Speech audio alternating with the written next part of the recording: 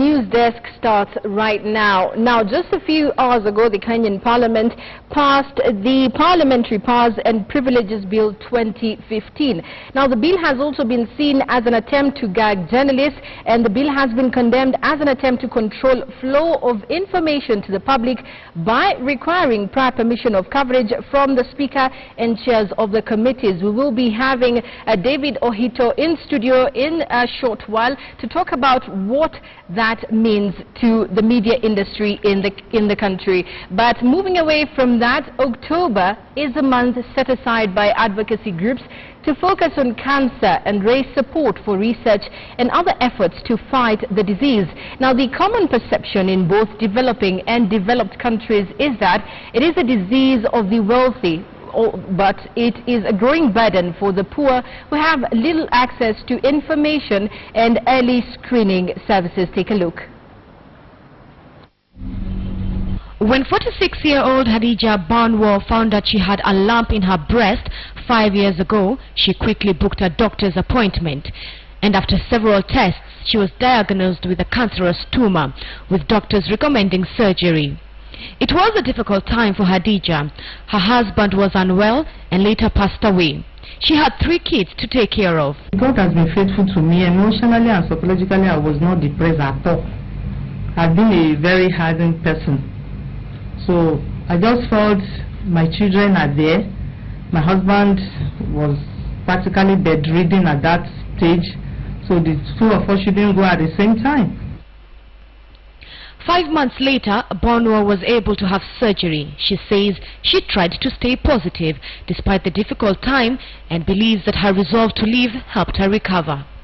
Early detection will save a lot of life, but not just, you can detect very early and you choose not to attend to it early.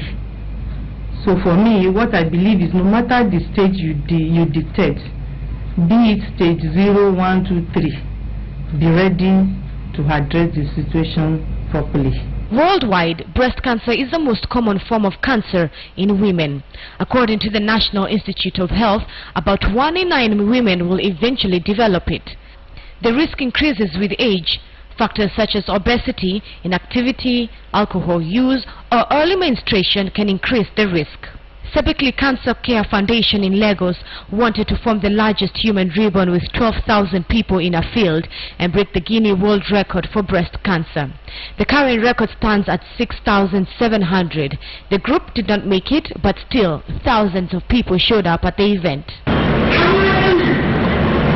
I came for this event because I've lost my aunt to cancer, and my mom is also a proud survivor of cancer. Cancer is a monster that we really need to fight in Nigeria, and I was actually proud to be a part of this information. To help women in rural or poor areas who still need information on cancer, Runis Chidibe set up Project Pink Blue, a non-profit organization that focuses on going to disadvantaged communities to teach them how to check for lumps in the breast and also offer free screening services for cervical cancer. I want to see a country where even if we will have to find cancer of any form, let's find it as just at stage 1. I want to see a Nigeria where we phase out late detection of cancer totally. I want to see a Nigeria where more young people are driving research, are driving studies that will even generate drugs, medicine, chemotherapy made in Africa. Zinzi Kibiku, KTN News. Now, in Guinea, police have been deployed on the streets of the capital, Conakry, following sporadic post-election clashes. The move came in the, if we could have that. The move came in the wake of a threat by opposition parties that they would stage street demonstrations to protest the outcome of the just concluded presidential elections. Now, the party of incumbent President Alpha Condé has dismissed the opposition claims, saying that elections reflected the will of the people. The opposition insists that the election was fraudulent and have vowed to reject the results when they are announced. European Union observers have, however, warned against violence, urging the opposition to refer their challenge to the courts. Guinea went for its second election since independence on Sunday.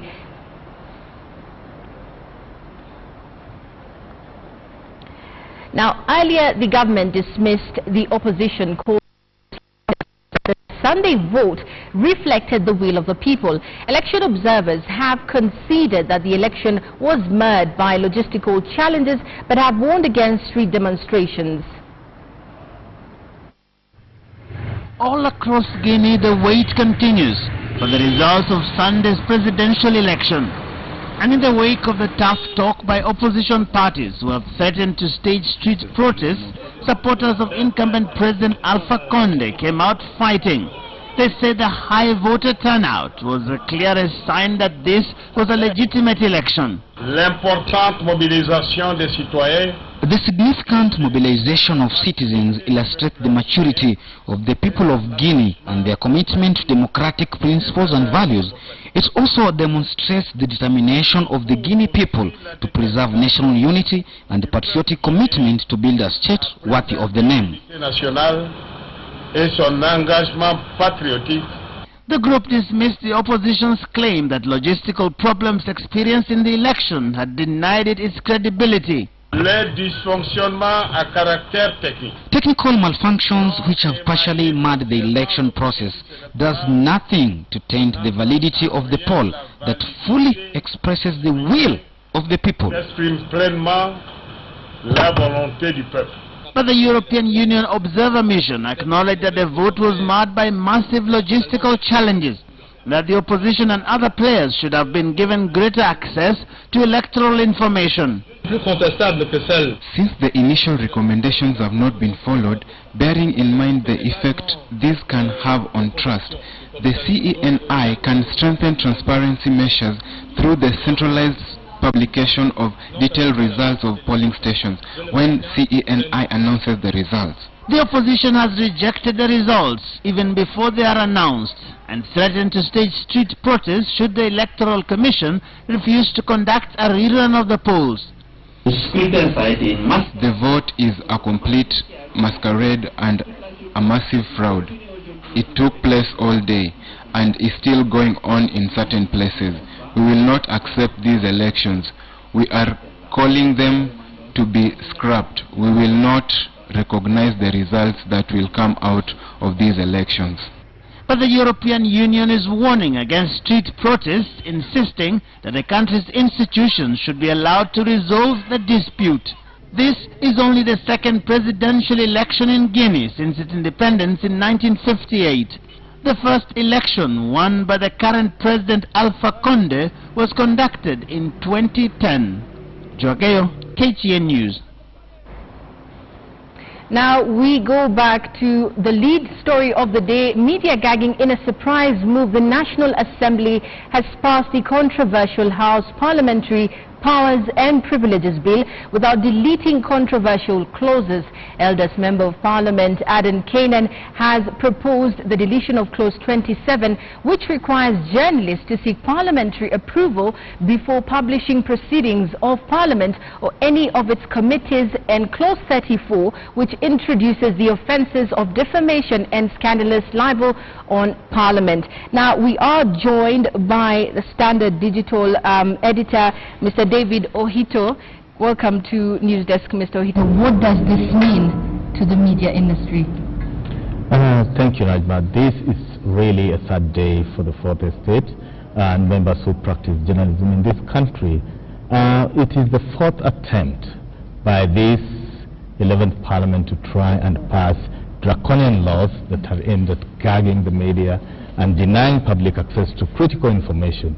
And what's worrying me is that it only comes up being passed by the National Assembly just 24 hours after the Speaker of the National Assembly, Justin Muturi, raised the red flag about fraud in the National Assembly of up to 500 million shillings. Yes. Really a worrying scenario. Yes. You mentioned that this is actually a fourth attempt. Maybe if you could take us back and tell us the previous attempt. The first attempt was through the Kenya Information and Communication Amendment Act 2013, which introduced very punitive measures and retrogressive rules, particularly targeting broadcast media.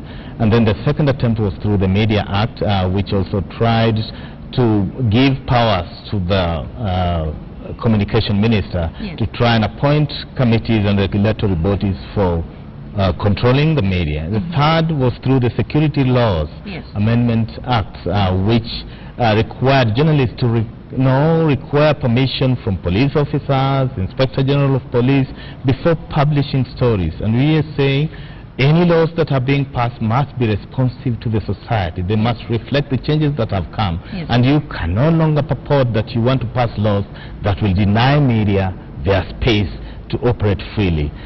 For us, it's an affront to media freedom and really contravenes Article 34 of the Constitution that really entrenches the freedom of media to operate without state interference. Yes. What options does the President have apart from signing it into law? The President, I know, and we've seen from 3 precedent sets, he signed the Kicker Act, he signed the Media Act, he signed the Security Laws Act, until we were saved by the court, Justice George Dunga, who expunged the clauses that were draconian and unconstitutional. He has a choice to make a Solomonic wise decision to either return that particular law to the National Assembly so that sections which are controversial are appealed. But if he doesn't do so, we can go ahead and sign it into law. But we are telling him we know the weaknesses where they are. We will meet him in court, and I'm pretty sure the judiciary has been very clear in applying the Constitution and the law, and we will block their attempts to implement that. What exactly does this defamation of Parliament mean? Don't we have a right to question what they do in there? I think there's an attempt to try and block some of the goings-on within the National Assembly. And if you like it, you can say, how could 500 million shillings get lost in a parliament that has 2 speakers, 2 clerks, and dozens of public officers paid by taxpayers' money? 2, there have been demands by members of the public that Kenyan MPs need to reduce their salaries, and, you know, for being the most highly paid National Assembly in the world, these things have not gone well with a section of MPs. And I think most of them are reading from the script of the big label that has become indelible across the globe by being called MPigs. And those are some of the reasons that have informed the action, anger, and myopic decisions that we have seen in the National Assembly. Does this mean now, if it is passed into law, we will not be seeing caricatures in Parliament, maybe with their heads drawn as pigs and stuff like that? You know, the law itself defeats the logic, because the same National Assembly has okayed the publishing and broadcasting live of its proceedings. And we've seen them when they've gone below class 1 behavior, pouring water on each other, tearing each other's clothes. Is this why they're passing these laws, so that we can't defend them? I say no, they're paid by taxpayers' money and they must be held accountable. And any time they try to block the media, I think that is really an affront to media freedom. Maybe if you could tell us some of the penalties that will befall some of the journalists if this thing is actually signed into law by the President.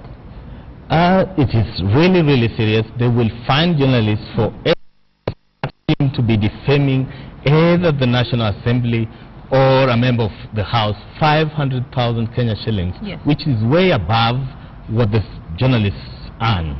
2, you could be jailed up to 2 years for simply found defaming the House, or it could be both, 2 years in jail plus the fine. So for us, this is a clever way to try and block the press from covering how MPs use CDF, how MPs are behaving in the National Assembly, how they are behaving even outside the precincts of the National Assembly. Earlier on in our conversation, you termed this National Assembly as the most hostile. Kindly tell me, why is that so? We label it as hostile because we never even saw attempts to gag the media in the previous single-party era. Not even in Uhuru Kenyatta's father's era did we see this. But in less than 3 years, we've seen 4 attempts all of them targeted at the media. So it tells us either there are people who are behind these laws being passed. And when we had the conversation of the eldest MP, Adan Kenan, he said he was just a vehicle being used to pass this law because it's a private member's bill.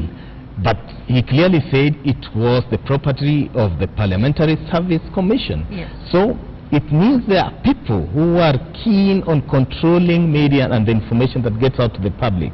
Perhaps because there are too many corruption cases, perhaps because we are questioning the morality of how members behave in the House, and raising concerns why they have failed to do their duties. But above all for me is, what is the threshold of what is the constitutional threshold of the laws that are being passed by our legislative assembly? I think there are so many officers being paid to comb through the bills, but they are failing in their work. And we had earlier conversations, we had several consultative meetings with the Speaker of both National Assembly and the Senate. We had consultations with very many MPs, including leader of majority, leader of minority, and the agreements and consensus we were built was that those contentious clauses will be expunged from that document. How they came to be passed, I don't know, which is why I say this is the most hostile house to the freedom of media in this country. Thank you very much, Mr. David Ohito there on Newsdesk, talking about Parliament passing the Parliamentary Powers and Privileges Bill 2015. Now, moving on, in Kenya, President Uhuru Kenyatta has this morning addressed members of the East African Legislative Assembly. Now, the president's speech focused on the state of the integration in the region. The legislators drawn from the 5 member countries have been meeting in Nairobi since the beginning of last week. During the period, they have debated bills touching on regional transport and trade. Now, the members are meeting amid concern over the lack of awareness in the region about the East African community's activities. I believe that the best way to do this and to leave a legacy and to ensure that this assembly is remembered is to hasten the process of legislating the Common Market Protocol and anchoring the right to freedom of movement.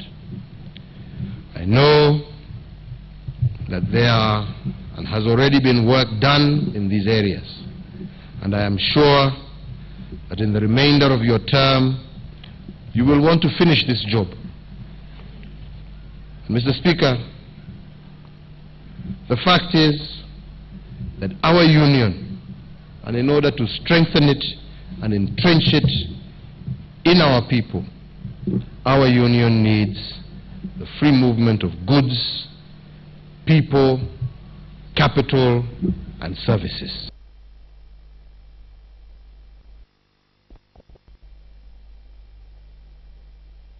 Has been charged in court. Hilary Okeo of High Ridge Secondary School was charged with 2 counts of defiling the girl and committing an indecent act on her. The biology teacher has denied all the charges and is remanded in police custody until Friday, when his bail application will be determined. Now, the prosecution is opposed to his release, saying he is likely to interfere with the evidence by contacting students and staff who are listed to testify against him. The prosecution also wants him interdicted by the school, arguing that he is not fit to continue undertaking his functions as a teacher.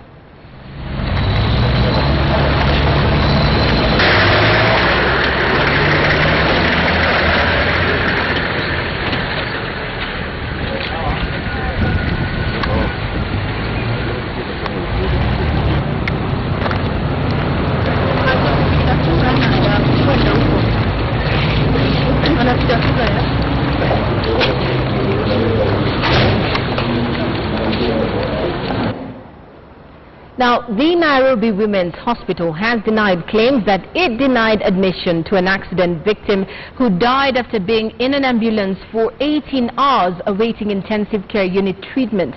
Now, the hospital CEO Sam Thenya says the hospital did not have any space in its ICU section at the time the late Alex Madaga was brought to the hospital. Now, he says a doctor from the hospital examined him inside the ambulance and recommended ICU admission, but their hands were tied, as at the time there were 3 other patients in critical condition admitted at the hospital's ICU, which only has 3 beds. Our intensive care unit's ICU doctor assessed Mr. Madaga inside the ambulance. Our ICU facility, which is based at our Adams branch, where we are this morning, has a capacity of 3 beds with 2 mechanical ventilators, and at that time we had 3 patients already admitted, and it is clear that we did not have an ICU bed available for Mr. Madaga, and therefore at no time did we ask for a deposit as a requisite for admission. Time now for a short break, but don't go too far. I will be back with more news.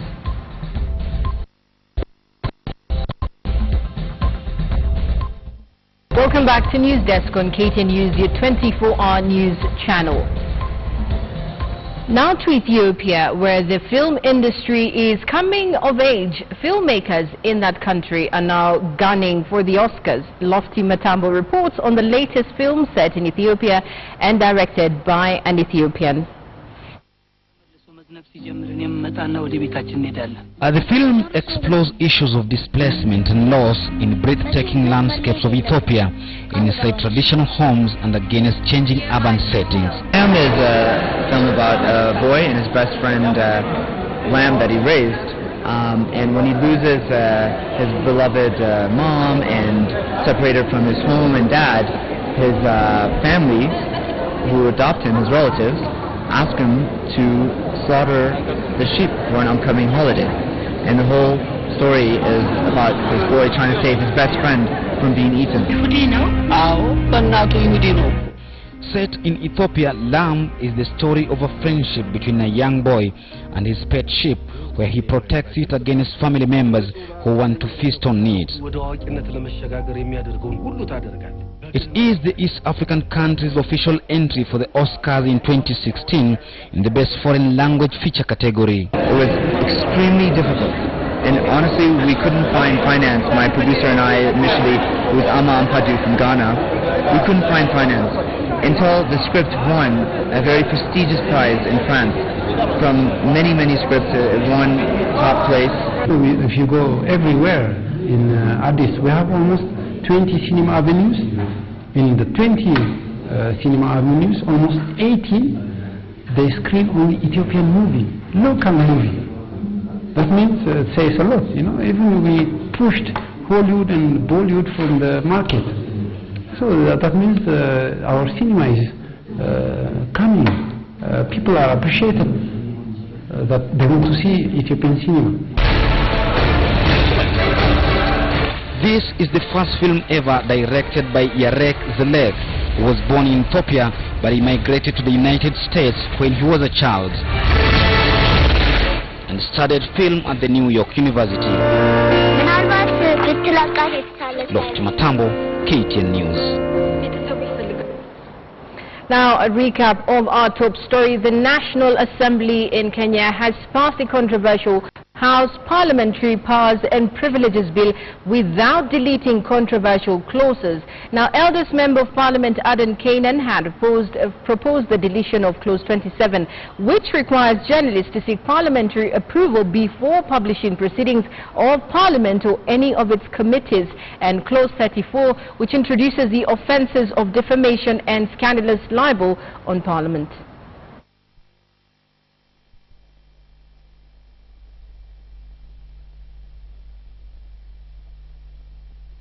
Clause 18, which is next, but this one, Clause 18, seeks just to correct a typo. So I agree entirely with what.